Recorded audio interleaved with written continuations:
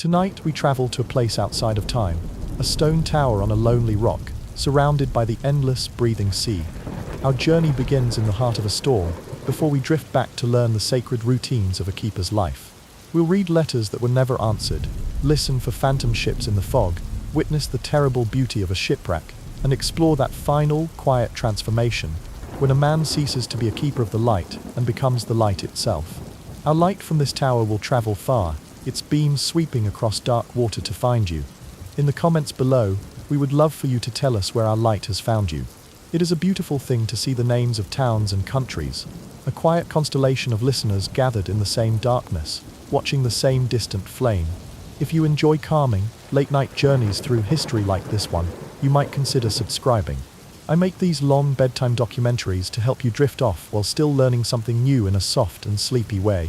Now, settle in, and let us begin our watch. The tide is turning, and the light is coming on. The world is made of water and of wind. Here in the heart of the tower, it is also made of stone and of fear. The granite under my feet, laid by men a century ago, shudders with a rhythm that is not its own. It is the rhythm of the sea, a furious, violent drummer trying to break in. These are not mere vibrations, they are deep, resonant concussions, as if a giant is striking the base of our rock with a muffled hammer wrapped in velvet. The sound is felt more than it is heard, a sickening lurch that travels up through the dovetailed foundation stones, quarried from the mainland and barged here at terrifying cost in lives and labor. Each block was numbered, a puzzle piece of some forgotten architect's grand design, meant to withstand the worst the Atlantic could throw at it. But the plans on paper, the neat lines and calculations of force and resistance, they can never truly capture the reality of a night like this. They cannot account for the sheer, malevolent weight of 1,000 tons of water striking all at once. The engineers who designed this place, men with names now lost to all but the most dust-choked ledgers of the Lighthouse board, they understood the ocean's temper. They built the tower not as a rigid fortress, but as a reed. It is designed to yield, to sway, a fractional, almost imperceptible give, a silent, terrifying conversation with the gale. In a modest blow, you don't even notice it. But on nights like this, when the storm has raged for 2 full days, and the sea has worked itself into a white-mouthed frenzy, that gentle, engineered sway feels like a death rattle. The stone remembers it is a stranger here, an intruder on the ocean's domain, and the ocean never, ever forgets. It is a living thing, and it has a long memory. It remembers the blasting of its rock, the intrusion of man and his machines. And sometimes, in the deepest dark of a winter storm, it feels as though it is trying to reclaim its territory, to pull this monument of human pride back down into the depths. The wind is a different beast. It is not a drummer, but a voice. 1,000 voices, each with its own distinct and terrible personality, a choir of madness. There is the low, guttural moan that seems to emanate from the rock itself, the bass note of the tempest, a sound that vibrates in your teeth and sinuses. This is the sound of the storm's sheer mass, the pressure of the air itself dropping and surging. Then there is the high, thin shriek that finds the smallest gap in the lantern room's glass, a sound like a blade being sharpened on stone. It worms its way through the leaden corking, a sound so sharp and piercing it feels as though it could draw blood from your ears. It is a needle of pure sound, and there are others. There is a fluting, a hollow whistle that plays over the copper ventilator cowl on the roof, like a monstrous, unseen flute player. There is the frantic, wet slapping of spray against the thick, curved glass of the lantern, a constant reminder that the waves are reaching this high, 150 feet above their normal level. It speaks of things torn apart, of ships with splintered masts and sails ripped to ribbons, of men whose last sight was a wall of grey-black water rising to meet them. It is the sound of pure chaos, a symphony of dissolution, and for hours now it has been the only music I can hear. It scrubs the mind clean of all other thoughts, leaving only the raw, animal instinct to brace, to hold on, to endure. You learn to read its language, this terrible and intimate tongue. A sudden drop in pitch means a shift in direction, the wind backing from the southwest to the northwest, bringing colder, denser air. A whistling overton warns of a squall line, a wall of rain and even greater fury, approaching from the black horizon. The tower becomes an instrument, a great stone Aeolian harp, and I, its unwilling musician, am forced to listen to its terrible, unending song. My hand, slick with a mixture of cold rain and nervous sweat, tightens on the brass handle of the lantern. The metal is frigid, leaching the warmth from my skin. The little flame inside, fed by precious kerosene, flutters and dances, a tiny, defiant heartbeat against the gale. Its warm, yellow light is a small bubble of sanity in the roaring dark. It throws my shadow, distorted and immense, against the curved, damp-streaked wall of the stairwell. My shadow climbs ahead of me, a giant stooped in prayer or in terror, I cannot tell which. It stretches and warps with the sway of the tower, its head brushing the vaulted ceiling above, its feet lost in the darkness below. It is my only companion, this silent, dark twin. The stairs are a stone corkscrew, boring down into the belly of the lighthouse, a journey into the heart of the noise. Each step is worn smooth in the center, a shallow, polished basin carved by the boots of keepers who came before me. Men like Abernathy, who served here for 30 years and was said to have conversed with gulls. Or young Thomas, whose logbook entry simply stopped mid-sentence one calm Tuesday morning. I feel their presence in the worn handrail, the cool, smooth stone under my palm, a faint residue of their solitude. With every downward turn of the spiral, the roar of the sea grows louder, more intimate, more complex. You begin to distinguish its separate elements. The sharp crack of a wave hitting the tower's shaft, followed by the deep, booming echo as the water is thrown back upon the next wave, and beneath it all, the constant, grinding grumble of boulders being shifted and rolled on the seabed below. It is no longer just outside. It is inside, a constant, oppressive pressure in my ears, a deep, resonant vibration in my chest that seems to match the frantic beating of my own heart. The air grows colder, thick with the smell of ozone, wet stone, and the briny metallic scent of the enraged sea. It is the smell of raw, untamable power. The oil. The thought cuts through the noise, a sliver of ice in the gut. The great lamp at the apex of the tower, the very soul of this place, is drinking its fuel with a desperate thirst. The magnificent Fresnel lens, a masterpiece of glass and brass, a beehive of prisms and bullseyes, is a demanding god. It is a first-order lens, the largest size made, a 6-sided drum of polished crystal standing over 12 feet tall. It was assembled here piece by piece, a puzzle of dioptric and catadioptric prisms, each one ground and polished by hand in a workshop in Paris, each one designed to capture every possible photon from the central flame, to bend and magnify it into a single, piercing beam. The entire apparatus weighs over 4 tons, yet it floats, perfectly balanced, in a circular trough of mercury, allowing it to be turned by a simple clockwork mechanism, a system of weights and pulleys that I must wind every 4 hours. Its light, a sweeping blade of pure white that cuts through the storm for 20 nautical miles, is born from a simple, steady flame at its heart. But that flame must be fed. In calm weather, the reservoir holds enough of the refined mineral oil we use now to last for days. But in a storm, the wind itself seems to siphon the fuel. The drafts created by the pressure differences, the constant, violent motion of the tower, it all makes the wicks burn faster, hotter, consuming the oil with an alarming appetite. The storm has been raging for 2 days, and the supply ship from the mainland, the St. Elmo, is now a week overdue. I picture its small, sturdy form, its single smokestack belching black coal smoke, tossed on these same monstrous waves. I picture Captain Davies at the helm, his face grim, his knuckles white, his eyes searching the horizon for my light. The oil is my responsibility. The light is my responsibility. Without it, this tower is just a tombstone waiting for a name, a silent monument to failure. I reach the storage room in the tower's base. The air here is still and frigid, the roar of the sea now a constant, deafening thunder that seems to come from all directions at once, as if I am inside the drum itself. The stone floor is slick with a fine, greasy condensation. Barrels of oil are lashed to the walls with thick, tarred ropes, secured against the tower's movement. My lantern light gleams on the dark, oily wood and the stenciled markings of the Trinity House service, a crown and an anchor. These barrels are my lifeline. They represent weeks of security, of knowing the light will not fail. I run my hand over the rough wood of one, feeling the dents and scars of its journey from some distant port. I check the gauge on the main service tank, a simple brass float indicator, my heart sinking as I confirm what I already knew. It is perilously low. I have enough, perhaps, for another 12 hours if the storm maintains this intensity. If it worsens, I refuse to complete the thought. Failure is not an option. There are men out there, on ships I cannot see, who are trusting their lives to that steady, sweeping beam. A fishing trawler from a coastal village, a cargo steamer bound for the Americas, a passenger ship filled with families. They are all out there in the same churning chaos, and they are looking for our light, their single point of certainty in a world of violent confusion. To them, this light is hope. It is salvation. It is the promise of a safe harbor, and I am its custodian. My own fear, the cold knot in my stomach, the tremor in my hands, it is all a luxury I cannot afford. It is an indulgence. The rules of the service are absolute, burned into the mind of every keeper. The light must be kept burning.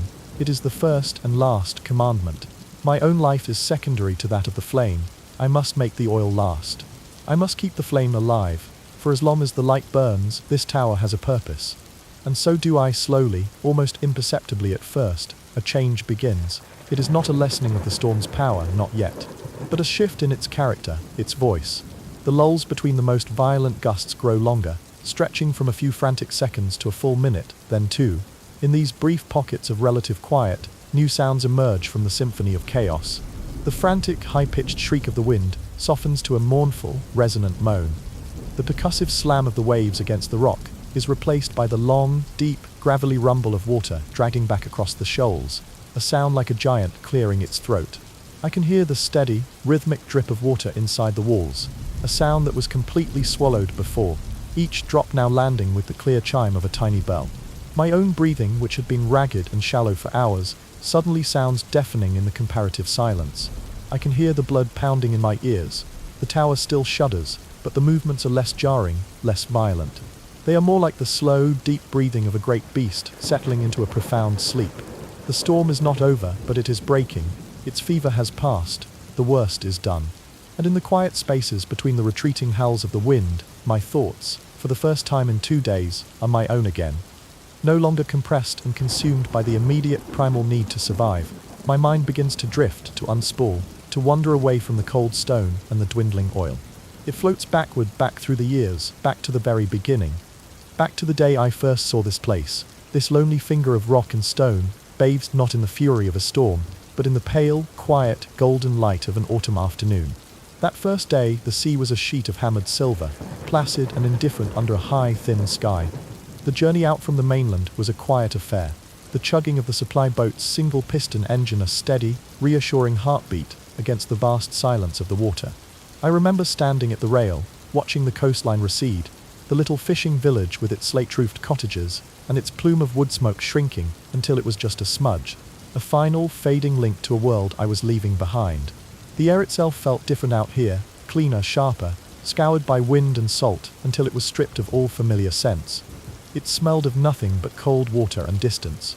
Captain Davies, the same man whose face I had pictured in the storm, stood at the wheel, his eyes fixed on a point on the horizon that was, to me, completely invisible. He was a man of few words, his skin tanned to the color of old leather, his hands calloused from a lifetime of ropes and weather. He had made this trip 1,000 times, ferrying keepers and supplies, hopes and disappointments, back and forth across the treacherous 9-mile strait that separated the rock from the rest of the world. To him, it was a routine, a job of work. To me, it was a crossing, a journey from one life into another, and the little boat, the St. Elmo, was my cairn ferrying me across the Styx. Then I saw it. At first, it was just a needle, a pinprick on the horizon, a faint vertical line drawn against the curve of the earth. But as the boat chugged on, it grew, resolving itself out of the sea mist, taking on form and substance. The tower. It did not stand on an island, not really. It stood upon a jagged fang of black rock, a single, defiant piece of geology that had resisted the sea's relentless grinding for millennia. It was a place that had no business supporting life, a place of brutalist, raw nature. And yet, there it stood. It rose from the rock not as something separate, but as an extension of it, as if the stone itself had decided to reach for the sky. It was starker, more severe than I had imagined from the photographs I'd seen in the board's office. The grey granite walls were streaked with white from the guano of generations of seabirds, giving it the look of a weeping monument. There was no softness to it, no hint of the human warmth it was built to contain. It was a declaration, a statement of intent hammered into the face of the ocean, beautiful in its sheer, uncompromising severity. To be chosen for such a post was a matter of strange pride. The Lighthouse board did not select men randomly. They sought a particular temperament, a resilience forged in hardship. Many were former sailors, men accustomed to long periods of isolation and the caprices of the sea. Others were ex-soldiers, men for whom discipline and routine were as necessary as breathing. They looked for men who were solitary but not weak, men who could withstand the crushing weight of their own thoughts. There was a rigorous physical examination, of course, but the true test was in the eyes. They looked for a steadiness, a quiet resolve, a man who did not flinch from silence. They were not looking for heroes. They were looking for men who would not go mad. As we drew closer, the scale of the undertaking became terrifyingly clear. The rock itself was a fortress, its sides sheer and slick with black weed. A narrow, treacherous-looking stone jetty, little more than a line of boulders cemented together, was the only point of entry. At the base of the tower, a cluster of smaller buildings clung to the rock. A storage shed, a small workshop, and the squat, powerful housing for the foghorn, its twin brass trumpets aimed out at the sea like dormant cannons. Everything was built of the same grim, grey stone, as if to appease the spirit of the place. The construction of such a lighthouse was a saga in itself, a war waged against the elements. I had read the accounts in the archives. The first attempts to build on this very rock had ended in disaster, the sea contemptuously sweeping away the initial iron pylons.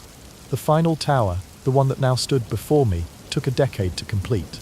Men lived in a makeshift barracks on the rock during the calm summer months, battling waves that could appear from nowhere, battling the constant, soul-sapping damp, battling the sheer logistical nightmare of landing tons of granite, cement, iron, and glass on this inhospitable shore. They were quarrymen, masons, engineers, and labourers, and their names were not recorded on any plaque. Their monument was the tower itself. The keeper I was replacing, a man named Alistair Finch, was waiting for us on the jetty. He was a tall, gaunt figure, his face a mask of wind-burn and solitude. He did not smile. He simply nodded as I clambered ashore, my legs unsteady on the solid rock after the motion of the boat. His handshake was brief, his grip surprisingly strong, his palm as rough as dried kelp. There was a handover, a ritual as old as the service itself. We walked the perimeter of the rock, Finch pointing out the weak points in the sea wall, the places where the winter storms had gouged out the mortar. He showed me the rainwater system, the derrick for lifting supplies, the small postage stamp-sized patch of earth where one of his predecessors had tried and failed to grow potatoes. His voice was a low rasp, rusty from disuse. Then we entered the tower. The interior was dark and cool, smelling of oil, brass polish, and something else, something I couldn't quite place. The faint, lingering scent of countless solitary meals, of tobacco smoke, of damp wool, of loneliness itself. We climbed the spiral stairs, our footsteps echoing in the profound quiet. He showed me the keeper's quarters, a small, circular room halfway up, with a bunk built into the curved wall, a small stove, a table, and a single chair. It was monastic, Spartan, a room designed for purpose, not comfort. Every item had its place, every inch of space was utilized. A small shelf of books, the Bible, Shakespeare, a book on marine engineering, and a collection of poetry, was the only personal touch. The heart of the tour, the true sanctum, was the lantern room. After the dimness of the tower below, the light inside was breathtaking. It was a cage of glass and sky. The great Fresnel lens stood in the center, a magnificent, crystalline jewel. It was inert, asleep in the daylight, but its potential was palpable. It was a machine for creating miracles. Finch explained my duties with a tired precision. The polishing of the lens, a daily ritual with a soft chamois cloth and a special rouge, for a single fingerprint could reduce the light's range by a mile. The trimming of the wicks, a delicate art to ensure a clean, smokeless flame. The winding of the clockwork mechanism, the heavy weights that had to be cranked up from the base of the tower each evening to power the lens's slow, stately rotation. He showed me the logbook, a thick, leather-bound volume, its pages filled with the neat, spidery handwriting of the men who had come before me. Whether observations, shipping traffic, maintenance notes, a meticulous record of the tower's life. "She's a good light," Finch said, patting the brass housing of the lamp. "Look after her and she'll look after you." He said little else. He gathered his meager belongings in a canvas sea bag. We shook hands once more, and then he was gone, clambering back into the scent. Elmo without a backward glance. I stood on the jetty and watched the boat pull away, its engine a dwindling heartbeat, until it was once again just a speck, and then nothing at all. And then, the silence descended. It was not a gentle silence. It was a physical presence, a weight that pressed in on me from all sides. It was a silence made of 1,000 tiny sounds I had never noticed before. The sigh of the wind over the rock, the gentle lapping of the water against the jetty, the cry of a distant gull, the creak of the tower's iron door. Every sound was amplified, made significant by the vast emptiness that surrounded it. That first night was the longest of my life. I lit the great lamp as dusk fell, the ritual familiar and comforting from my training. I watched its beam slice through the gathering darkness, a blade of pure light sweeping across the calm, dark water. It was my light now, my responsibility. I made myself a simple meal of bread and cheese, the sound of my own chewing unnervingly loud in the small room. I tried to read, but the words on the page seemed to float, meaningless. My mind was listening, straining to interpret the new language of my world. I lay in the narrow bunk, but I could not sleep. I could hear the slow, rhythmic groan of the clockwork mechanism from the lantern room above, a mechanical sigh that would become the soundtrack to my life. I could hear the faint whisper of the flame in the lamp, the tower's own breath, and beneath it all, the soft, ceaseless murmur of the sea, a constant reminder of my isolation. I was the only human being for 9 miles in any direction. I was the sole inhabitant of a stone tower on a rock in the middle of the ocean. The full, crushing, terrifying, and strangely beautiful weight of what that meant began to settle upon me. The solitude was no longer a concept, an idea I had prepared for.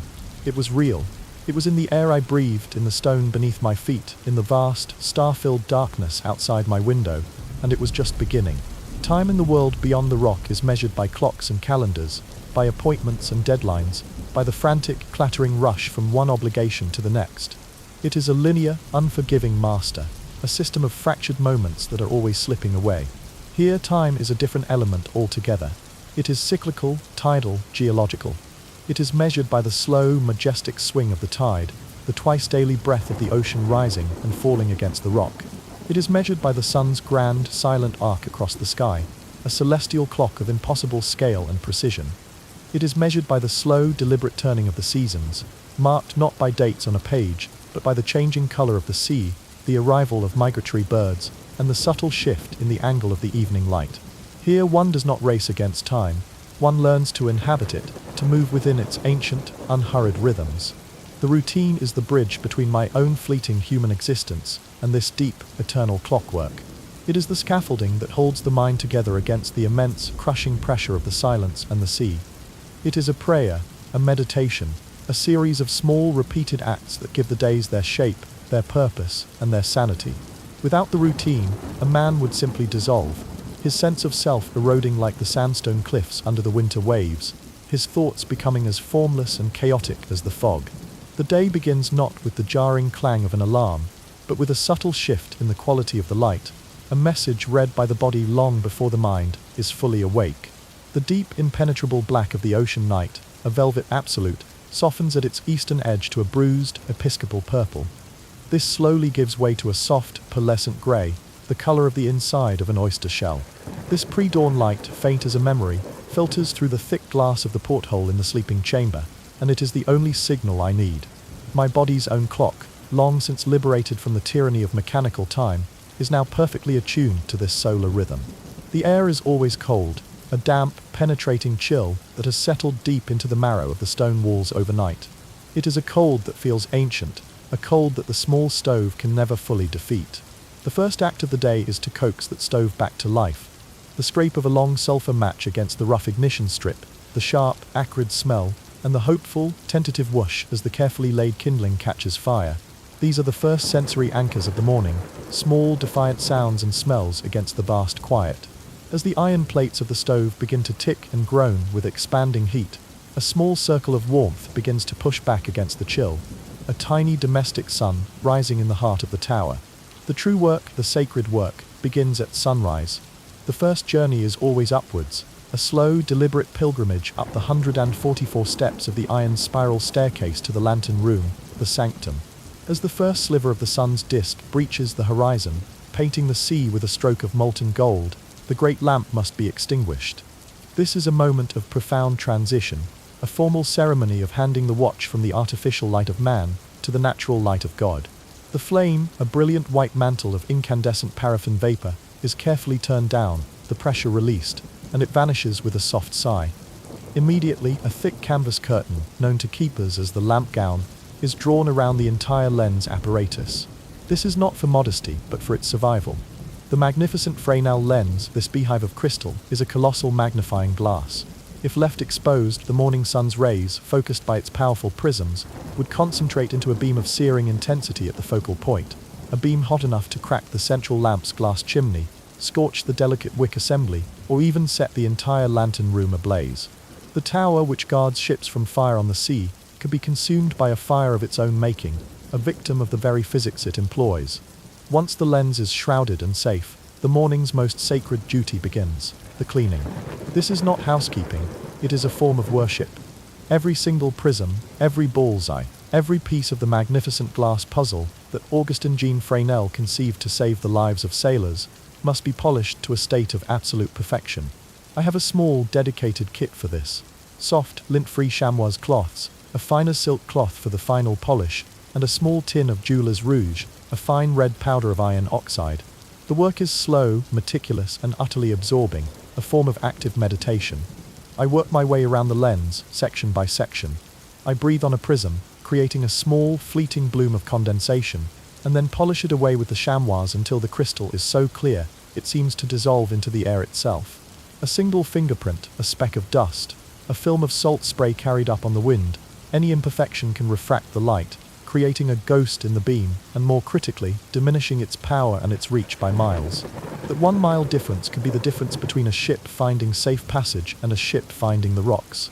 As I work, my breath fogs the glass, and for a moment I am wiping away my own ephemeral presence, my own warm mortality, leaving only the perfect, cold, eternal clarity of the lens. It is a humbling task, a reminder of my role as a mere custodian of something far greater than myself. After the glass comes the brass. The entire world of the lantern room, the intricate framework holding the prisms, the massive pedestal, the ventilation cowls, the handrails, the very screws and bolts, is a universe of gleaming brass, and the salt air is its mortal enemy. The salt conspires with the moisture in the air to create a relentless chemical assault, a slow-burning fire of oxidation that seeks to turn the brilliant metal into a dull, greenish-grey ruin. The brass must be polished daily, without fail. The work is physical and repetitive, an ache that settles deep in the shoulders and forearms. The smell of the polish, a sharp, acidic, metallic tang, fills the air, a scent that for me has become synonymous with duty. There is a profound satisfaction in the process, in taking a cloth to a dull, tarnished surface, and through pressure and friction, transforming it into a warm, gleaming gold that reflects the morning light like a mirror. This endless polishing is not just about aesthetics or maintenance, it is an act of defiance. It is a fight against the slow, inevitable decay that the sea imposes on everything it touches. It is a declaration that even here, on this lonely rock, order and care will hold their ground against the forces of entropy. While the brass and glass are being tended to, the clockwork mechanism that turns the lens must also be prepared for its rest. The heavy weights which have descended through a central shaft in the tower all night must be wound back to the top. This is a task of brute force, requiring a strong back and a steady rhythm on a large crank handle. The sound of the pawl clicking on the ratchet gear echoes through the tower, a sound like a giant winding his watch. The gears themselves, a beautiful complex system of bevel gears and worm drives, are inspected, their teeth checked for wear, and a single drop of fine machine oil is applied to each moving part, ensuring another night of smooth, silent, and perfectly timed rotation. The speed of this rotation is what gives our light its unique signature, its character, in our case, 1 flash every 15 seconds, and it is this signature that allows a sailor to pinpoint his exact location on a chart. The clockwork is the lighthouse's heart, and I am its surgeon. Descending from the lantern room, the domestic chores begin, grounding me in the simple realities of my own existence. The stone floors of the living quarters and the stairwell are swept clean of the fine, gritty dust that seems to perpetually seep from the old mortar, a constant reminder that the tower itself is slowly turning back into sand. The small kitchen area, a marvel of compact efficiency, is scrubbed, every utensil cleaned and returned to its proper hook. Order is paramount. In a space so small and isolated, a single misplaced object, a dirty plate left overnight, can create a disproportionate sense of chaos, an unsettling disruption to the necessary peace of mind. Breakfast is a simple, solitary meal, dictated by the rhythms of the supply boat. It might be oatmeal, boiled on the stove, or a hard ship's biscuit, a foodstuff so durable it feels less like eating, and more like eroding a small rock with your teeth. This is often eaten with a piece of tinned meat or salted fish. The act of brewing tea is a ritual in itself. The measuring of the precious leaves from the tin caddy, the heating of the rainwater in the kettle, the slow 5-minute infusion that fills the small, circular room with a warm, earthy, civilized aroma. It is a small comfort, a taste of a world far away, a brief, fragrant truce in the ongoing war against the elements. After the morning meal, it is time for the logbook. This is not a personal diary for idle thoughts or emotional outpourings. It is a legal document, an official record, the tower's autobiography. I sit at the small, sturdy wooden desk, its surface scarred with the faint indentations of previous keepers' entries. I open the thick, leather-bound volume, its pages heavy and smelling faintly of paper, ink, and time. I dip my pen in the pot of black ink and record the details of the past 24 hours. The state of the weather is noted with scientific precision. Barometric pressure, wind direction and speed, cloud cover, visibility in miles, and the condition of the sea, described using the official Beaufort scale, from a glassy force 0 to a mountainous, foam-streaked force 12. I record the name and type of every ship that has passed within sight, its heading, and the time of its passage. Any maintenance performed, any supplies used, any unusual sightings, a pod of migrating whales, their dark backs arching gracefully from the water. A strange, phosphorescent glow in the sea at night. A vast, silent flock of migratory birds resting on the rock for a day before continuing their journey. Everything is recorded in neat, careful, objective script. This book connects me to all the keepers who came before me. I can turn back the pages and read of the Great Storm of 1881, or the day the German submarine was sighted, in the summer of 1916. Their lives and observations are bound together with mine in this single, continuous narrative. The afternoons are for larger maintenance tasks, for the body of the tower itself. If the weather is calm and the sea is placid, I might venture outside onto the narrow iron gallery that encircles the lantern room, 150 feet above the waves. Secured by a safety harness, I inspect the huge panes of lantern glass and their seals, looking for any cracks or weaknesses from the last storm's assault. Or I might descend to the very base of the tower to inspect the foghorn. The foghorn is the tower's other voice, a deep, mournful, earth-shaking bellow reserved for the days when the world disappears into a thick, white, silent blanket of fog. Its machinery is a separate wonder of Victorian engineering, a pair of massive air compressors driven by a powerful diesel engine, which pump air into vast storage tanks that take up an entire room. These tanks must be checked for pressure, the engine maintained, the great brass trumpets cleaned of salt and bird droppings. When the fog rolls in, it is my duty to start the engine and unleash that sound, a sound that can be heard for 10 miles, a warning to sailors who are navigating blind, by ear and by prayer alone. It is a sound of profound melancholy, the lonely call of a great, wounded beast, but to a sailor lost in the whiteout, it is the most beautiful sound in the world. Other days are spent on endless repairs, mending a leaking seal on a porthole, mixing mortar to patch a crack in the seawall, chipping away rust from the iron staircase, and applying a thick, protective coat of black paint. There is always something to be done. The tower is like a great ship, permanently at anchor in a hostile sea, and it requires constant vigilance to remain seaworthy. And in between these tasks, in the quiet moments of the afternoon, there is the silence. But it is never truly silent. The silence is simply a canvas upon which the true, subtle sounds of the rock are painted. The gentle, rhythmic hiss of the tide pulling back over the shingle beach at the base of the rock.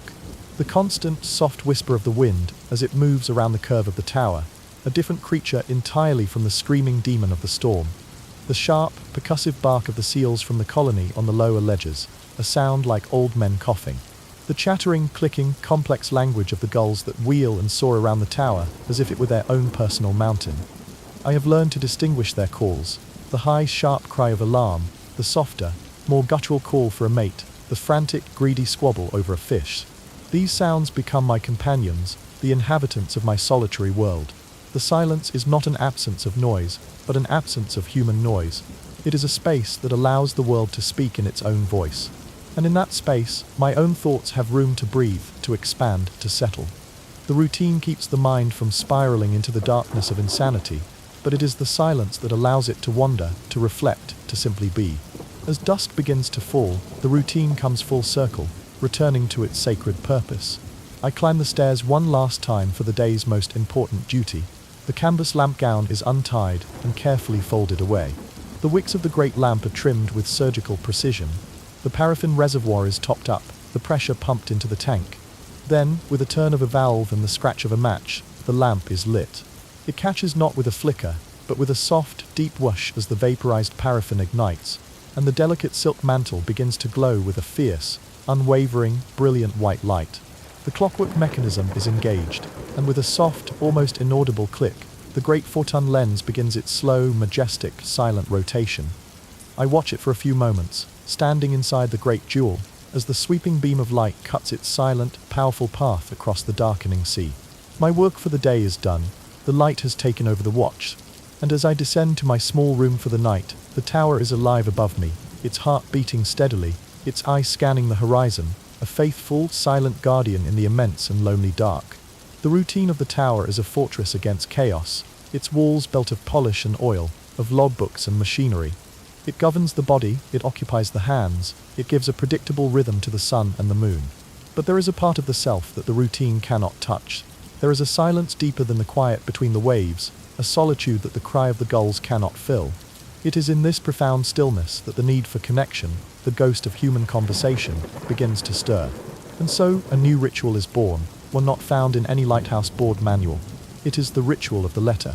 After the evening meal, when the great lamp is lit and turning, its silent, sweeping gaze holding the darkness at bay, I clear a space on the small wooden table. I bring out the writing materials, which are kept in a small, sea salt warped wooden box. The paper is thick and creamy, a luxury I guard jealously, for the supply is finite. The ink is a deep, permanent black, it smells sharp and clean. And the pen is a simple thing of wood and metal, with a fine, flexible steel nib that I have come to know as intimately as my own fingers. The act of writing, in a world that has been reduced to the elemental and the physical, feels like a strange and powerful magic. It is the act of making a thought tangible, of giving a voice to the silence. In the beginning, the letters were for the living. They were addressed to my sister in the city, to a friend from my youth, to a woman whose face I was trying desperately not to forget. I would write of the practicalities of my life here, of the weather, of the ships I had seen. I described the colors of the sunset on the water, the way the seals barked on the rocks below, the sheer, awesome power of a winter storm. I tried to build a bridge of words between my world and theirs, to make them understand this strange, monastic existence. I wrote of the small triumphs, of successfully repairing the foghorn's engine, of spotting a rare Arctic tern resting on the gallery rail. I wrote of the small comforts, the warmth of the stove, the taste of hot tea, the beauty of the stars on a clear, moonless night. I asked them questions. I asked about the news from the village, about the price of wool, about the health of people whose faces were beginning to blur in my memory. I asked them to tell me everything, to send me pages filled with the mundane, glorious details of a life I was no longer a part of. I would fold these letters carefully, slide them into their envelopes, and write the addresses in my neatest hand. And then I would place them in a small canvas bag, ready for the next arrival of the St. Elmo. The mail was the most precious cargo the supply boat carried, more precious than food, more precious than oil, more precious even than news of the wider world. A letter was a direct link, a tangible piece of another person's life held in your hands. For keepers in the 19th and early 20th centuries, this link was fragile and sporadic. The mail packet was at the mercy of the weather, and months could go by without a delivery. I have read the old logbooks, the entries filled with a desperate, aching anticipation. No sign of the boat, a keeper wrote in 1892. Wind remains in the northeast, provisions low, but it is a letter from my wife I pray for. The arrival of the mail boat was the greatest of all events. Keepers would describe scanning the horizon for days, their hearts leaping at every distant smudge of smoke. And the disappointment when the boat failed to arrive, or when it arrived without a letter for them, was a unique and crushing sorrow. It was a confirmation of their isolation, a reminder that the world could, and did, forget about them. I understood that feeling. Each time Captain Davies arrived, I would watch with a knot in my stomach as he passed over the sack of supplies, my eyes searching for the small, rectangular shape of an envelope addressed to me. In the first year, a few came, but they were always shorter than mine, their words feeling distant, their news alien. They could not imagine my world, and I was beginning to lose my grip on theirs. Slowly, imperceptibly at first, the nature of my letters began to change. The questions became fewer. The expectation of a reply, which had once been the entire purpose of the exercise, began to fade.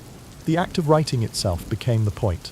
The letters were no longer a bridge to the outside world, but a conversation with myself. They became a logbook of the soul. I started writing to people who I knew would never write back. I wrote a long letter to my father, who had passed away a decade before. I told him about the light, about the responsibility, about the pride I felt in keeping it burning. I told him I finally understood the quiet satisfaction he had found in his own solitary work as a watchmaker, the beauty of a small, well-maintained machine. I wrote to a teacher from my childhood, a man who had told me I had a good hand for drawing, and I described the intricate patterns of the waves, the architecture of the clouds, the subtle anatomy of a gull's wing. I tried to draw them for him with words, to show him that I had not forgotten. The act of writing to them felt no different from writing to the living. The silence that answered me was the same. The seasons turned, marked by the ink in my logbook. The ink faded slightly in the summer months from the stronger light in the keeper's room, and it was darker in the winter, when the lamp was lit for more of the day. I wrote through the long, quiet days of summer, when the sea was calm and the sky was a high, benevolent blue. I wrote through the howling gales of autumn, the paper sometimes trembling in my hands from the vibration of the tower. My correspondence became stranger. I began to address the tower itself, writing to it as if it were a living companion. I thanked it for holding firm against the storms, for keeping me safe within its stone embrace.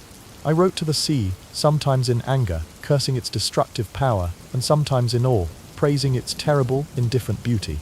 I wrote letters to the ghosts of the keepers who had come before me. I wrote to Abernathy, the man who talked to the gulls, and asked him if he could still hear them. I wrote to young Thomas, whose logbook entry had ended so abruptly, and I asked him what he had seen that day, what had called him away from his post. I would finish these letters, fold them, but I would not put them in the mailbag. Instead, I found a loose stone in the wall of my sleeping chamber, and I began to tuck them into the dark, cool space behind it. It felt like the right place for them. They were a part of the tower's history now, a secret conversation held within its walls. I found a small, water-damaged book on my shelf, a collection of maritime folklore left by a previous keeper. It spoke of the Flannan Isles mystery, where 3 keepers had vanished from their lighthouse in 1900, leaving behind only a meal on the table and an overturned chair. The last entry in their log spoke of a storm the likes of which they had never seen, a storm that none of the surrounding ships or villages had reported. It spoke of other tailies, of phantom ships seen sailing into the mist, of keepers who claimed to hear voices crying from the fog, of lights that would fail for no reason, only to reignite themselves moments later. It spoke of the belief among old sailors that some lighthouses were cursed, that they held the souls of those who had been shipwrecked within sight of their saving light. Reading these tailies in the dead of night, with the wind moaning outside and the tower groaning around me, the line between the real and the imagined began to feel thin, porous. Were my letters to the dead just a product of my own solitude, or was I, in some small way, actually communicating with them? Was the faint chill I sometimes felt on the back of my neck just a draft, or was it a presence, listening as I wrote? The letters became my only true confidants. In their pages, I could admit to the fear I felt during the storms, a fear I could never show to the outside world. I could confess the profound, aching loneliness that sometimes settled on me like a physical weight, a fog so thick that even the great lamp seemed unable to pierce it. I could write about the strange tricks my mind had begun to play on me, the fleeting moments when I would catch a glimpse of movement on the stairs, only to find nothing there. The times I would hear my name whispered on the wind, a sound so clear I would turn to answer. I wrote about the dreams, which were growing more vivid and strange, filled with underwater landscapes and silent, staring figures. The letters were a way of externalizing these experiences, of giving them form and substance, so that they would not consume me from the inside out. They were a testament, a proof that I was still here, still thinking, still feeling, even if there was no one to witness it. The world beyond the rock had faded to a distant rumor, a story I no longer quite believed in. My reality had shrunk to the circumference of this tower, to the sweep of the light, to the endless expanse of the sea, and to the silent, patient pages waiting on my desk. They were the only things that listened without judgment, the only things that would receive my story and hold it, safe and secret, in the heart of the stone and the silence. The letters, tucked away behind the loose stone, became a silent testament to my own slowly dissolving self. But they were a conversation directed inwards, a dialogue with memory and shadow. The sea, however, has its own stories, its own voices, and they are not content to remain silent. They drift in with the fog, they are whispered on the wind, they are carried in the memories of the sailors who have navigated these waters for centuries. A keeper does not just tend a light, he becomes a collector of these tailies, an unwilling archivist of the ocean's unwritten folklore. My library on this rock is small, but one volume, left behind by a predecessor, has become my Bible of the strange.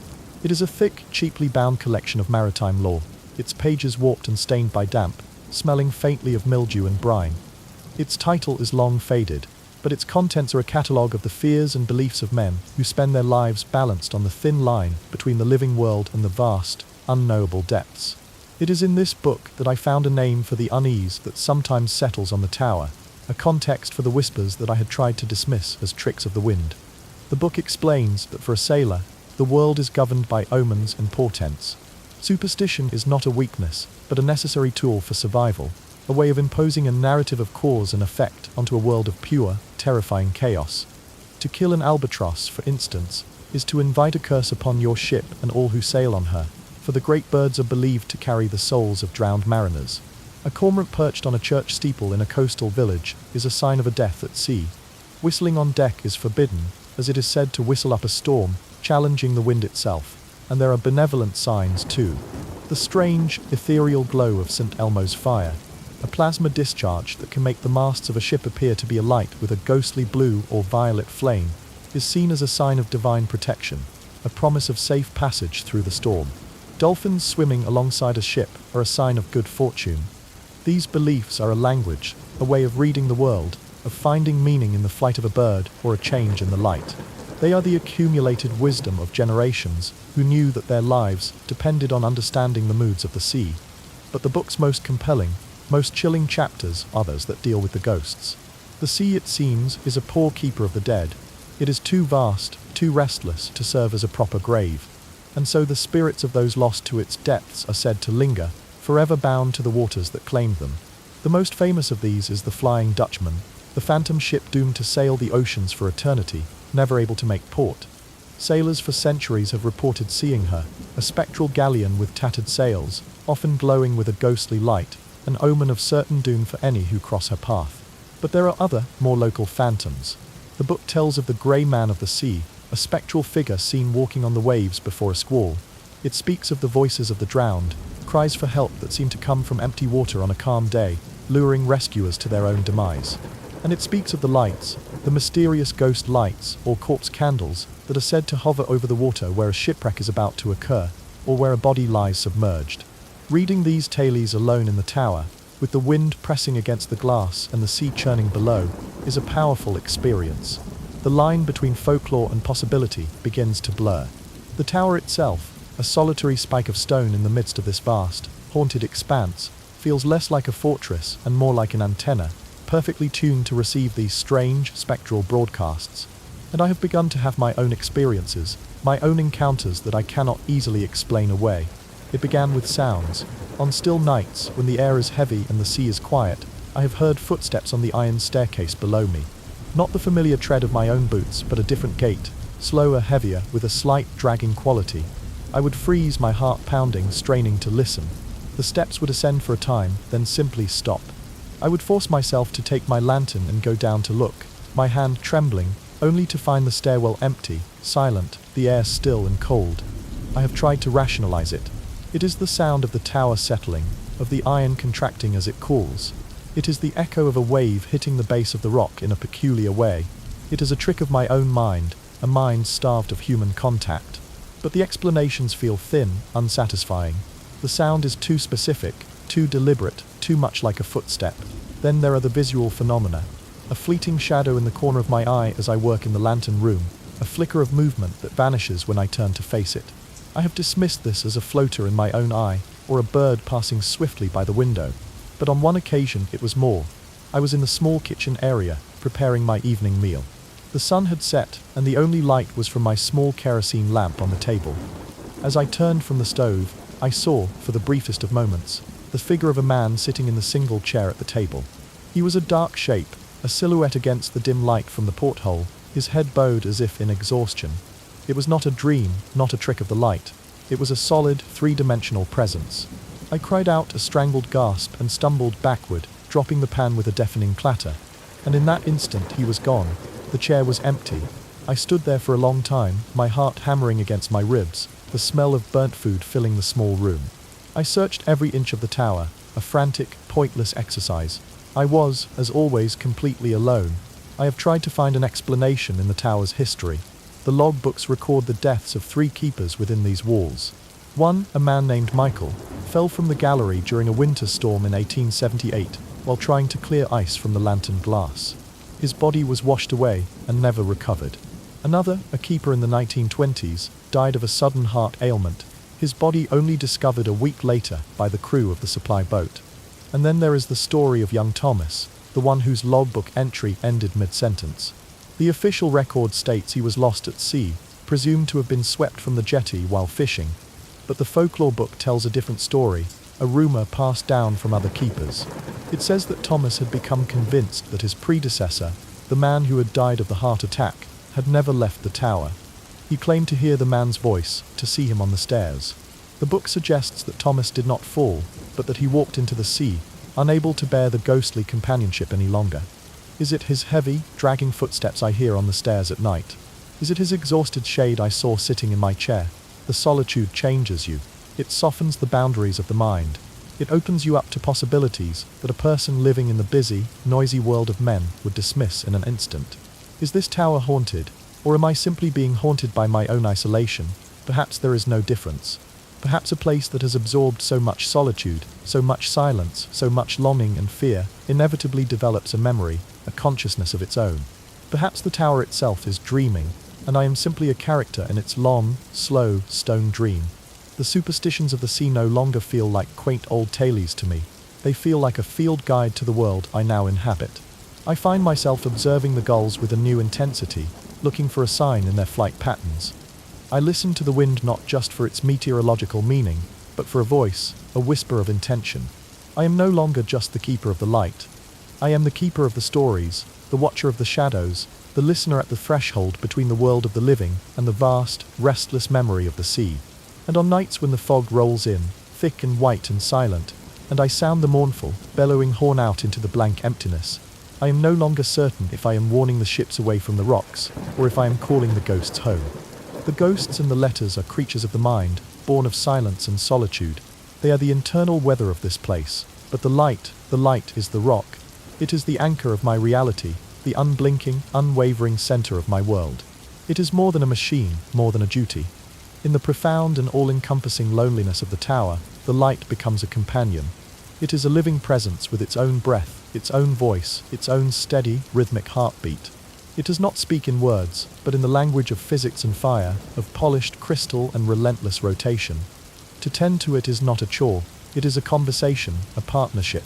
It is the reason for everything. The old service manuals are filled with technical diagrams and cold instructions, but they omit the most important truth of a keeper's life. A man can live for months without human contact, but he cannot survive a single night without the steadfast companionship of his light. Its heart is the lamp. In the early days of lighthouse illumination, the technology was crude, a simple brazier of burning coals or a ring of tallow candles, their feeble, smoky light barely piercing the darkness. But the 19th century brought a revolution in fire.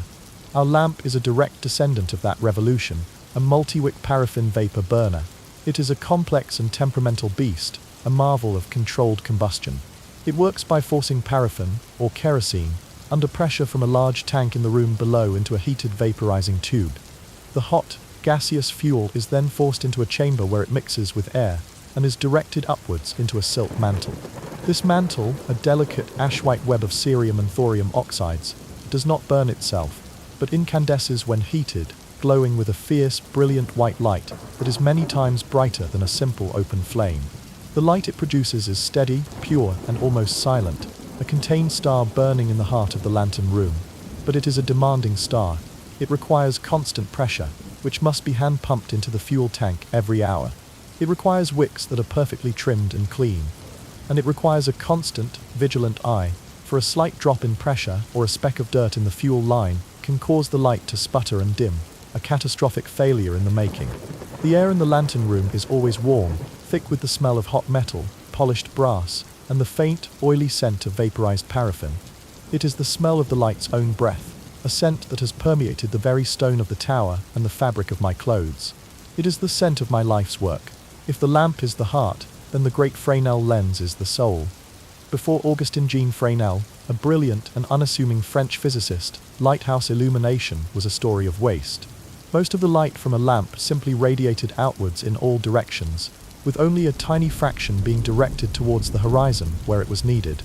Fresnel, through his deep understanding of the principles of optics, changed everything. He realized that a single, massive lens would be impossibly thick, heavy, and difficult to manufacture. So he conceived of a brilliant solution. He would build a lens in sections, a beehive of crystal, a great drum made of individual, custom-ground prisms arranged around a central lamp. Our lens is a first order, the largest and most powerful type ever made. Standing over 12 feet tall and weighing more than 4 tons, it is a work of art as much as a work of science. The central section consists of dioptric prisms, which refract, or bend, the light from the lamp into a concentrated horizontal sheet. The sections above and below this central belt are made of catadioptric prisms, which use a combination of internal reflection and refraction to capture the light that would otherwise escape towards the sky or the floor and bend it back into the main beam. The result is a masterpiece of efficiency. Nearly 85% of the light produced by the lamp is captured, focused, and sent out to sea in a piercing, razor-thin plane of light. To stand inside the lens when it is dormant is to be inside a giant, flawless diamond. The world outside is warped and fractured into 1,000 repeating images. To clean it, as I do every single morning, is an act of intimacy. I know every prism by touch, every brass fitting, every subtle curve of its construction. It was assembled here on this rock over a century ago, each piece shipped from Paris, carried up these stairs, and painstakingly fitted into its brass frame. It is a miracle of craftsmanship, and my duty is to preserve that miracle. But at night, when the lamp is lit and the lens begins to turn, it ceases to be a static object and becomes a living thing. It is a silent, majestic dancer, its crystalline form gathering up the fire from the lamp and shaping it into a tangible thing, a sweeping blade of pure information that carries for over 20 nautical miles. That beam of light is my voice, speaking a language understood by every mariner. Its character, our signature of a single white flash every 15 seconds, is a sentence that says, "You are here, this is the Eddystone Rock. You are safe." The lens's slow, stately dance is powered by the tower's own body, its clockwork mechanism. This is not a delicate instrument of springs and cogs like a pocket watch, but a massive, robust engine of gravity and gears. Housed in a cast-iron cabinet at the base of the lantern, it is a beautiful example of Victorian engineering, simple, powerful, and utterly reliable. The driving force is a set of heavy iron weights, which hang on a cable that descends through a central shaft, running the entire height of the tower. To wind the mechanism, I must crank these weights back to the top of the tower, a task that requires several hundred turns of a large handle. It is a physical, demanding job, the sound of the ratchet and pull echoing through the quiet tower. Once wound, the force of the weights descending under gravity turns a series of gears, which in turn rotate the massive lens. The speed of this rotation is controlled by a centrifugal governor, a beautiful device of spinning metal balls that fly outwards as they spin, using air resistance to maintain a precise and constant speed. The entire system is almost silent, a soft, rhythmic ticking, a gentle whirring that becomes the constant, reassuring heartbeat of the tower. It is the pulse of the light itself. I am the one who winds the clock, who keeps the heart beating. The tower is a giant, living machine, and I am its engineer, its doctor, its priest. This intricate system of fire, glass, and clockwork is not an academic exercise. It is a matter of life and death. The pride I feel in its function is matched only by the constant, low-level fear of its failure.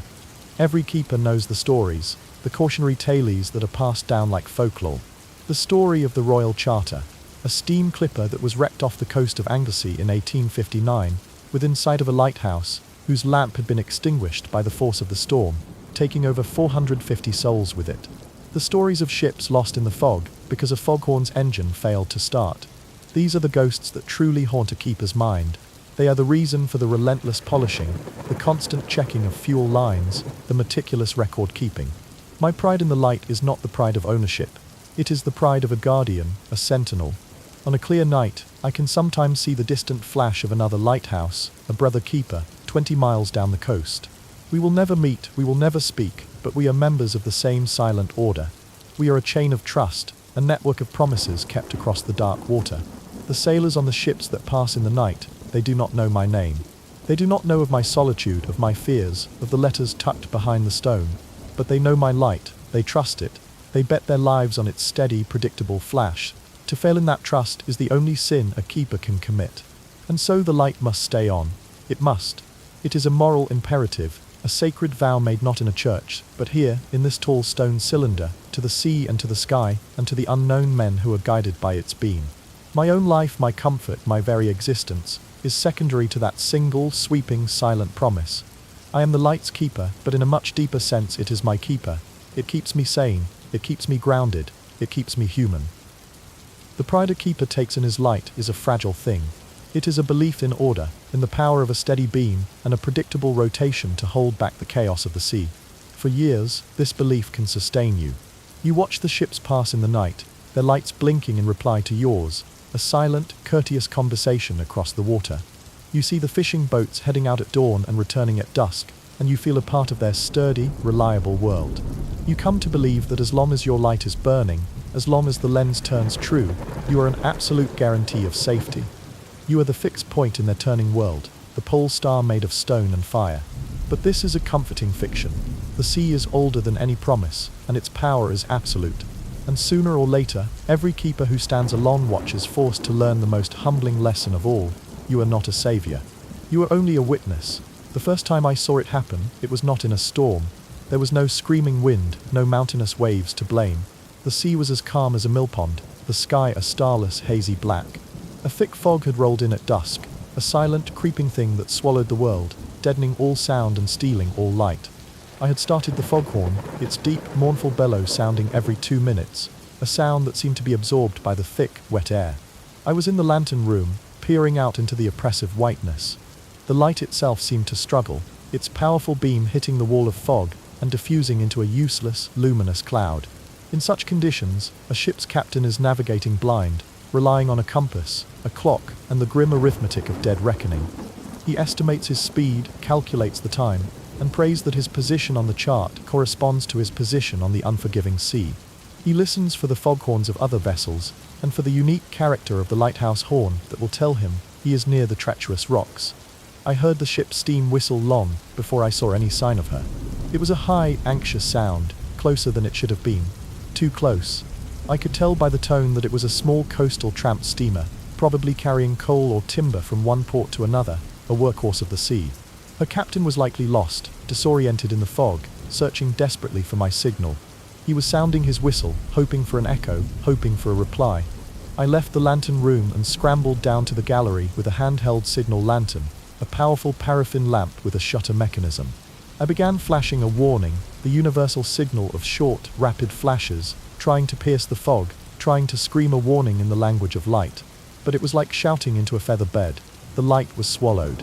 The ship's whistle sounded again, closer now, terrifyingly close. I could hear the thrum of her engine, a low, rhythmic vibration that I could feel in the soles of my feet through the stone of the tower. And then I heard the sound. It was not a loud, dramatic crash. It was a dull, grinding, sickening crunch. It was the sound of thick iron plates, the pride of a shipyard buckling and tearing against the unyielding granite of a submerged reef. It was a sound that spoke of irresistible force meeting an immovable object. And it was followed by a sound of pure industrial agony, the shriek of tortured metal, the percussive roar of a boiler furnace being instantly extinguished by a flood of cold seawater, and then a terrible, profound silence. The thrumming of the engine was gone, the whistle was silent. There were no cries, no shouts, just a sudden, shocking absence of sound, as if the ship and all her crew had been erased from existence in a single moment. I stood on the gallery, my signal lantern still in my hand, my heart hammering against my ribs. I stared out into the blank, white wall of fog where a ship had just died, and I felt a sense of utter, sickening helplessness that I had never known before. My great light was burning above me, the foghorn was bellowing its warning, but it had not been enough. I was a sentinel who had watched a man walk off a cliff in the dark, my shouted warnings unheard. The morning brought a cruel clarity. The fog had lifted, and the sea was a placid, indifferent blue. The sun shone as if nothing had happened. But the evidence was there, a grim testament scattered across the calm water. A field of debris marked the spot where the steamer had gone down. Dark, oily patches of coal dust floated on the surface, iridescent in the morning light. Splintered planks from her deck, a ship's lifeboat torn in half, a sailor's cap floating upside down. I took the service binoculars and scanned the scene, my hands shaking. I could see the tips of the ship's mast still visible above the water, leaning at a drunken angle, a final, pathetic gesture of surrender. There was no sign of life. The sea had already claimed the men. I spent the day logging every detail in the tower's logbook, my pen scratching out the cold, official narrative of the tragedy. The name of the ship, the Pride of Cardiff, was painted on a piece of broken wreckage that washed up on our jetty. I wrote it down. I recorded the time, the weather conditions, the actions I had taken.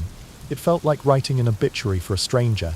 The wreck during the great winter storm was different. It was not silent and stealthy.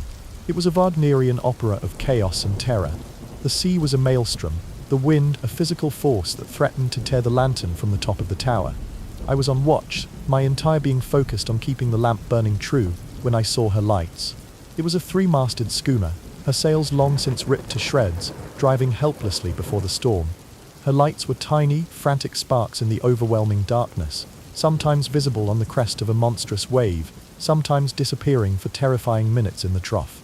She was being pushed inexorably towards the reef, and her crew, I knew, would be working with a desperate, doomed courage to try and steer her clear. But in a storm of that magnitude, a sailing ship has no power. She is a leaf in a hurricane. I watched, my face pressed against the cold glass of the lantern room, my knuckles white. The tower shuddered with each wave, the wind howled, and the schooner drew closer. I saw her lifted on a wave, so vast it seemed to defy all laws of nature. She was silhouetted against the churning, phosphorescent foam, her broken masts stark against the chaos. For a moment she seemed to hang there, suspended between the sea and the sky, and in that moment I could almost imagine I heard the cries of the men on her deck, a thin, human sound of pure terror, though it was likely just the shriek of the wind in the tower's ironwork. Then the wave broke and she was gone. Not a crunch this time, but a catastrophic explosion of wood and water. She was not wrecked, she was annihilated, smashed into her component parts as if by a giant's fist. The lights vanished. There was no silence afterwards, only the continuing, indifferent roar of the storm. I stayed at the glass for another hour, scanning the waves, hoping for a sign, a piece of wreckage, anything. But there was nothing. The sea had swallowed her whole. The next morning there was almost no trace. A few splintered spars washed up on the rocks, and a single, poignant object, a small, beautifully carved wooden seabird, perhaps a good luck charm from a sailor's pocket. I picked it up and have kept it ever since. It sits on my desk, a silent reminder of the night the sea took a ship and left only a toy in its place. These events leave a scar on the soul. They change the way you see the world. You can no longer look at the sea as a thing of simple beauty. You see its power, its capacity for sudden, devastating violence. You can no longer look at a passing ship without a pang of anxiety, without seeing it as a fragile vessel of souls, a delicate shell of wood and iron floating over an abyss. My dreams became haunted, not by spectral figures, but by the stark, repeating images of the wrecks.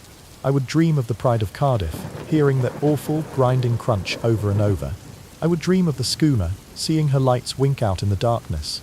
I would wake up in a cold sweat, the sound of the wind outside momentarily transformed into the cries of drowning men. The solitude of the tower, once a source of peace, became a vessel for a deep and abiding sorrow. It is a sorrow that does not scream or rage, but settles quietly, a fine silt at the bottom of the heart. It is the sorrow of the witness, the grief of the helpless. My light is a promise of hope, a beacon of safety, and I keep that promise with every ounce of my being. But I know now that it is a conditional promise, a hope that can be extinguished by a patch of fog or a rogue wave. And I live with the names and the faces I will never know, the men on the ships that my light could not save. They are my ghosts now, the silent companions to my solitude, their memory a constant, quiet reminder of the stakes of my watch. The sea is a taker. It takes ships and sailors, it takes hope, it takes warmth, and it takes sound. Its default state is one of consumption, of pulling the works of man and the lives of men down into its cold, dark, silent belly. This is the fundamental truth of the ocean, a truth I have witnessed in the fog and in the storm. But the sea is not without its strange moods, its moments of inscrutable generosity. After the taking, after the fury has subsided, sometimes the sea gives back. It does not return the lives, of course. It never returns the lives, but it returns the fragments, the echoes, the mundane and sacred objects that made up the fabric of those lives. After a strong gale, when the tide recedes, it leaves behind a new shoreline, a temporary museum of the lost. And I have become its sole, silent curator. My walks along the small, stony beach at the base of the tower are no longer just for exercise. They are archaeological expeditions. I walk the high tide line, my eyes scanning the tangled heaps of seaweed and driftwood for anything unnatural, anything that speaks of the human world. It is a quiet, meditative ritual, this sifting of the sea's debris. It is a search not for treasure, but for stories, for the heartbreakingly ordinary flotsam of other people's existence. The most common finds are the boots. Always single, never a pair. They lie half buried in the wet sand, their leather swollen and black with water, their laces long since rotted away. They're a poignant and constant reminder of the men who work these waters. I have found the heavy, hobnailed boots of a fisherman, the sole worn smooth from the deck of a trawler. I have found the softer, knee-high sea boots of a merchant sailor, the rubber cracked and perished. Once I found a small, elegant gentleman's boot of fine leather, a thing of fashion and city streets, and I wondered how it had found its way here.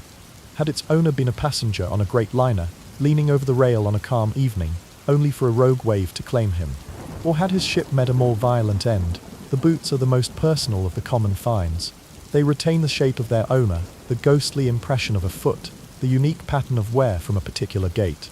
I cannot bring myself to simply leave them to be reclaimed by the next tide.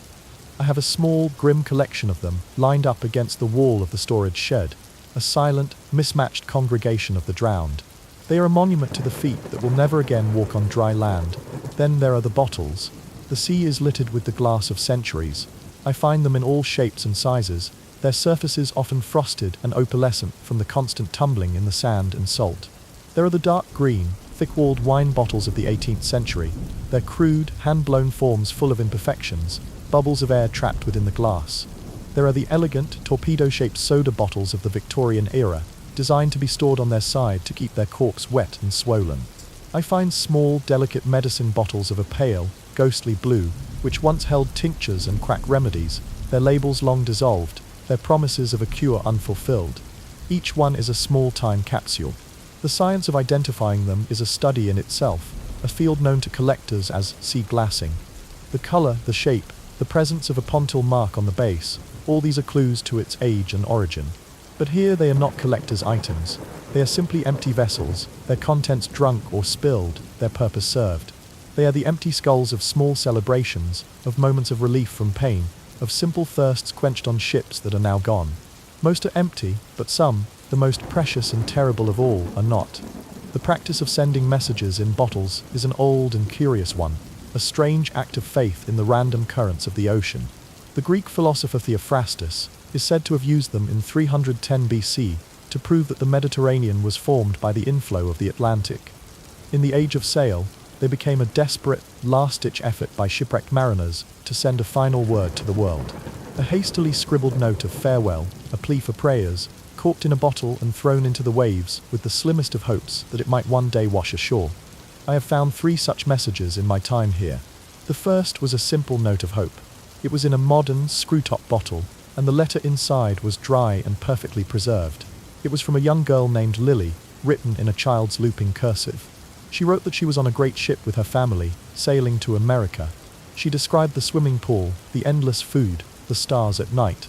She drew a picture of her family stick figures with wide, happy smiles. She ended her letter with a question. If you find this, please write to me and tell me about your home. I hope you are happy. The address was in a small town in England. The letter was dated 2 years before I found it. I felt a strange sense of connection to this happy, hopeful child, a voice of innocence from a world I could barely remember. I wrote a reply, describing the lighthouse, the gulls, the colour of the sea. I told her I was happy. I put it in the mailbag for Captain Davies, knowing it was a foolish gesture, that the girl would be older now, her life moved on, but I felt I owed her an answer. The second message was a ghost. The bottle was old, a dark hand-blown thing, and the cork had partially failed. The paper inside was a damp, pulpy mass, the ink a faint, ghostly blue blur. I spent an entire evening under the lamp in the keeper's room, carefully teasing the fragile paper apart, trying to decipher the words. I could make out only fragments. Sinking fast, engine room flooded, water rising, tell my dearest wife, love her always, God have mercy. The name of the ship was lost to the water, the name of the wife a blue smudge. It was a voice from the abyss, a final, desperate act of love from a man facing his end. Holding that piece of paper was like holding a man's last breath in my hands. It was a sacred, terrible thing. I did not log it. I did not speak of it. The next day I took the note back down to the shore, weighted it with a small stone, and gave it back to the sea, a burial for a message that had lost its way. The third message was the one that haunts me still. It was in a plain, clear bottle, tightly sealed with wax. The note inside was a single sheet of paper, torn from a ledger, and the writing was a small, tight, angry script. It was not a plea for help. It was not a letter of farewell. It was a confession. It began with the words, "I cannot carry this alone." It went on to describe a crime, a murder committed in a port city thousands of miles away. It was a story of jealousy, of a fight, of a body disposed of in the dark waters of a harbour. The writer did not ask for forgiveness. He simply stated the facts, a cold, hard litany of his sin. He signed it only as Cain. The bottle had become a vessel for a man's guilt, a secret he could no longer bear, given to the ocean to hold for him. I felt a profound, chilling sense of violation, as if I had overheard a confession not meant for my ears. What was I to do with this knowledge? Who was I to tell? The sea had made me the keeper of this terrible secret. I burned the letter in my stove that night, watching the words of guilt turn to black ash and smoke. But I cannot unread them. Sometimes, when I look at the passing ships, I wonder if Cain is on one of them, a free man, his burden now shared with a lonely keeper on a rock in the middle of the ocean. Other things wash ashore, things that speak of lives interrupted. A child's wooden soldier, its red coat faded to a pale pink. A single, elegant lady's shoe.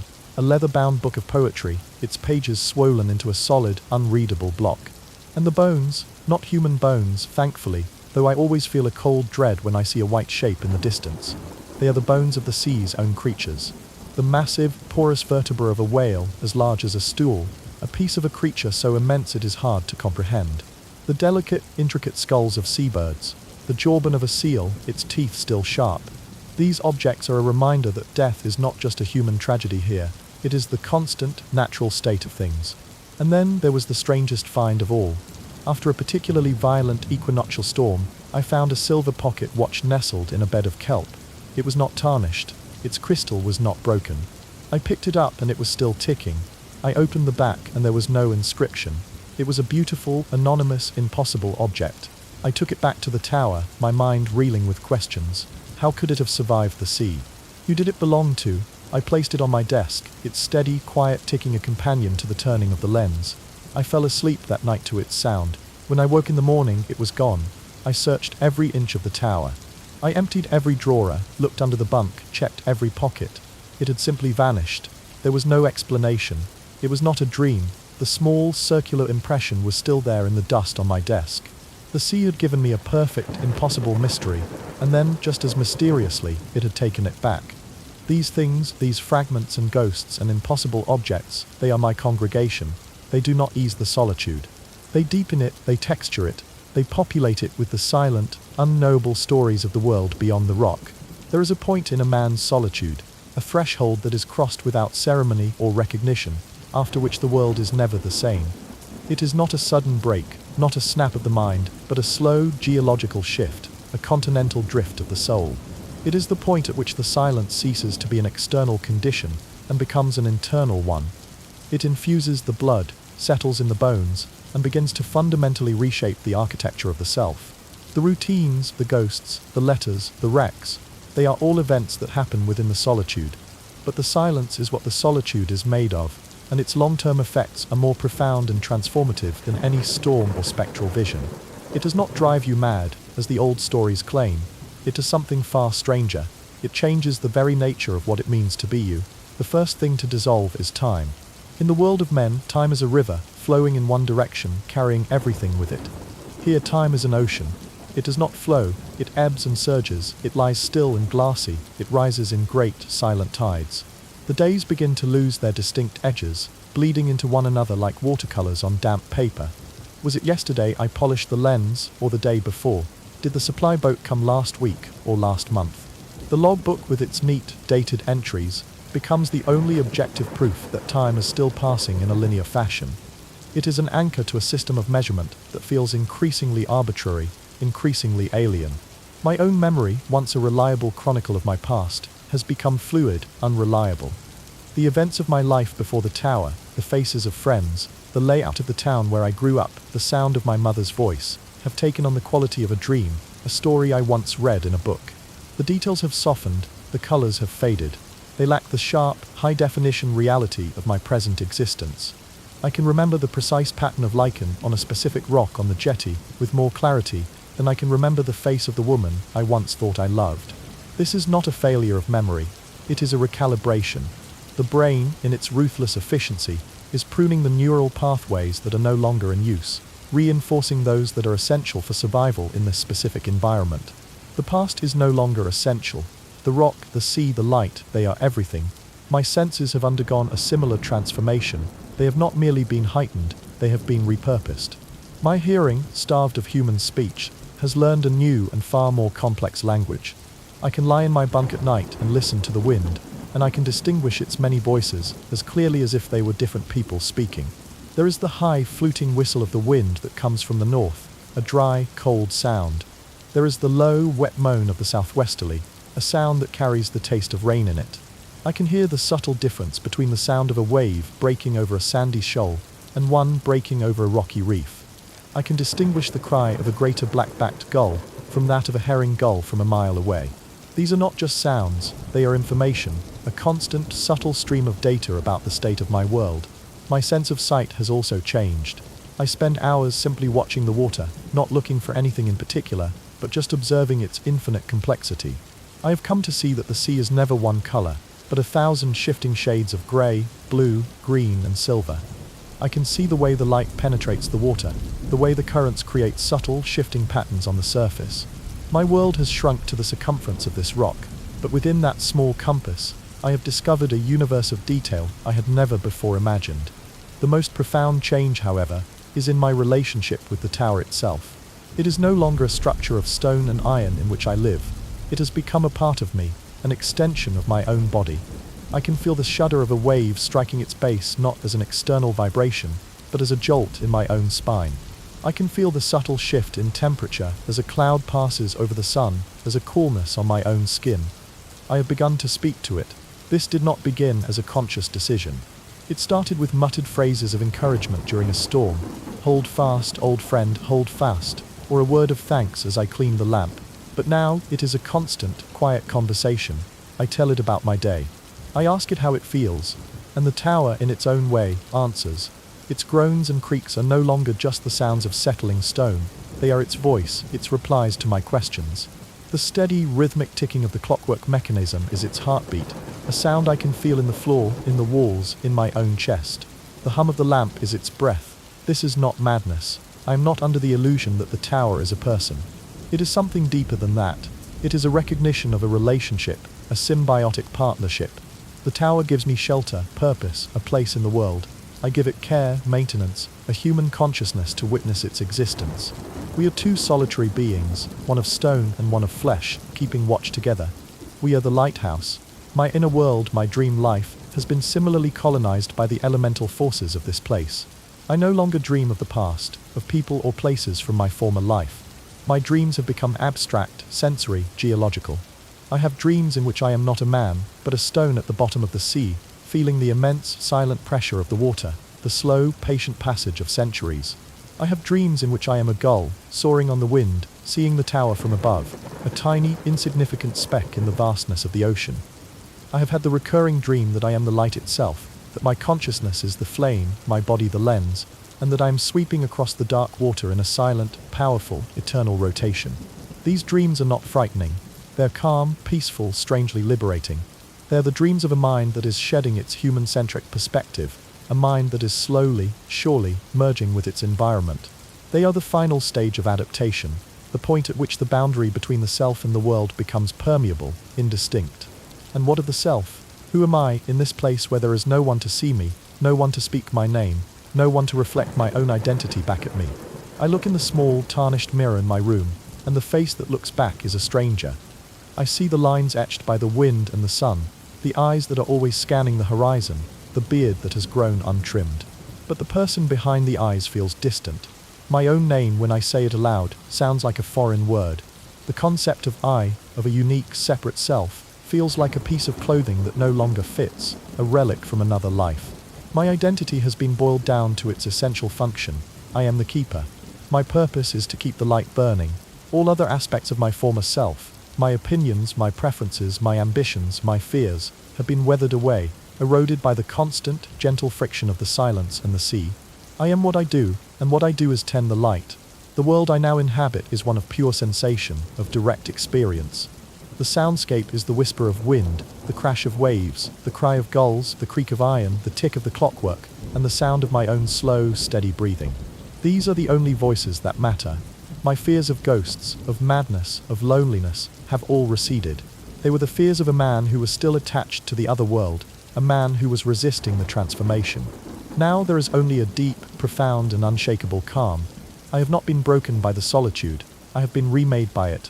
I have become a creature of the rock and the tide, a human manifestation of the spirit of this place. The silence has not emptied me. It has filled me with a quiet, elemental understanding that I could never have found in the noisy world of men.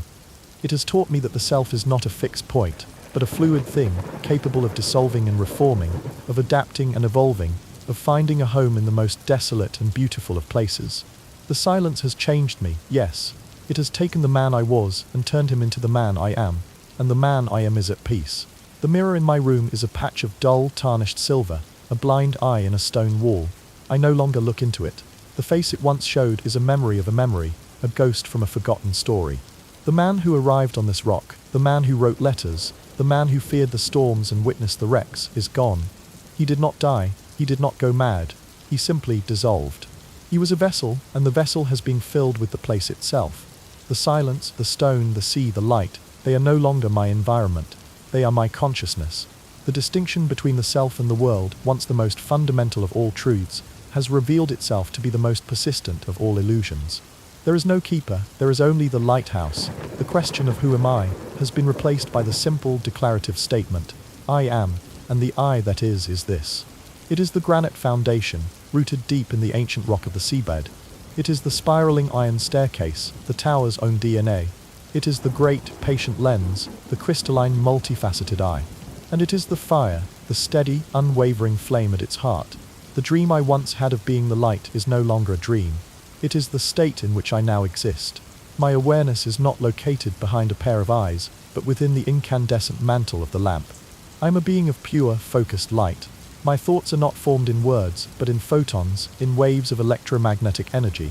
And each night I am born in a soft whoosh of ignited vapor, a sudden, fierce blossoming of white-hot consciousness. And then the great lens, my crystalline body, begins its slow, majestic, silent rotation. And I move. I sweep across the surface of the dark water, a blade of pure perception. I am no longer a man watching the light. I am the light watching the world. I see the intricate, fractal patterns of the waves, the phosphorescent glow of plankton disturbed in the deep, the sleek, dark forms of seals hunting in the darkness. I see the ships, their hulls of steel and wood, and I see the men inside them, their small, warm lives, their hopes and their fears.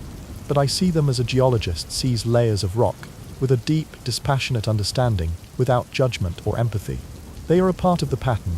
As am I, my beam touches the distant shore, illuminating a stretch of cliff, a stand of wind-bent trees, a sleeping cottage, and I feel a sense of connection to them, not as a man feels for his home, but as a star feels for the planets that orbit it. They are all within my sphere of influence, all a part of my silent, sweeping parish. The world of men, the place they call the mainland, has become a myth. It is a land of rumor, a place I believe exists only because its lights are sometimes visible on the clearest of nights, a faint, dirty orange glow on the horizon, a stain on the purity of the darkness. The supply boat, the St. Elmo, still appears out of the mist from time to time. Its arrival is no longer an event of anticipation, but a strange, jarring intrusion. I watch it approach, its noisy, chugging engine a violation of the silence. The men on its deck, with their loud voices and their quick, frantic movements, seem like beings from another, cruder dimension. They leave crates on the jetty, oil, food, supplies for a body I barely inhabit. I perform the necessary actions, the signing of the docket, the exchange of a few perfunctory words. My voice, when I am forced to use it, sounds alien, a rough, grating sound like stones being ground together. I look at their faces, and I see their anxieties, their desires, their attachment to a world of clocks and money and other people, and I feel nothing but a profound, bottomless detachment. They are trapped in the illusion of their separate selves. They do not know what it is to be a part of something larger, to be a stone, to be the sea, to be the light. They look at me with a mixture of pity and fear. They see a lonely man, a hermit, perhaps a madman. They cannot see what I have become. And when their boat departs, pulling their noisy, complicated world away with it, a great peace descends once more. The silence returns, and I am whole again. My actions are no longer driven by duty or routine. They are instinctual, as natural and unconscious as a planet's orbit. I do not decide to polish the lens. My hands simply move, the chamois cloth a part of them, and the glass is made clear. I do not decide to wind the clockwork mechanism. My body simply performs the motion, the turning of the crank a part of its own tidal rhythm. These are not chores, they are acts of being. They are the physiological processes of the lighthouse itself. The tower breathes, and I am its lungs. The tower sees, and I am its eye. The tower speaks in the language of light, and I am its tongue. This symbiosis is perfect, a closed loop of energy and purpose. The oil is consumed, the light is produced, the lens turns, the ships are guided, and I, the human component and the catalyst, the living enzyme that allows the process to continue. I am a natural force, no different from the wind that shapes the cliffs or the tide that scours the shore. I am a feature of the local geology, a human mineral that has accreted around a core of fire and glass. I am not alone here. I have become aware of others, not ghosts, not memories, but brothers. On the clearest nights when the air is cold and thin, I can feel them. I feel the distant, rhythmic pulse of the light on the western headland, and the steady, patient flash of the lightship moored over the southern shoals. We do not communicate in any human sense, but we are aware of each other. We are nodes in a single, vast, planetary consciousness. We are a silent brotherhood of transformed beings, each of us anchored to our own rock, our own patch of sea, each of us having undergone the same slow, profound dissolution of the self. We are the keepers of the coastline of the world, a chain of silent, luminous sentinels. We hold the darkness at bay, not through any sense of duty to mankind, but because it is our nature to do so. It is what we are. We are the lighthouses, and our collective light is the consciousness of the sea itself made visible. How long have I been here? The question is meaningless. There is no how long. There is no before and no after. There is only the eternal, cyclical now. The sun rises, the great lamp is extinguished. The sun sets, the great lamp is lit. The tide comes in, the tide goes out. The lens turns, the light sweeps. These are the only events, and they do not mark the passage of time. They are the ticking of a clock that has no hands, a clock that measures only eternity. I am no longer waiting for anything. I am no longer hoping for anything. I am no longer fearing anything. I have been weathered into a state of pure being. I am at peace, a peace so deep and so absolute that it has no opposite. The storm and the calm are the same. The light and the dark are the same. Life and death are the same. There is only the turning, the steady, silent, endless turning. The light keeps spinning, the ocean keeps breathing, and I am here, always.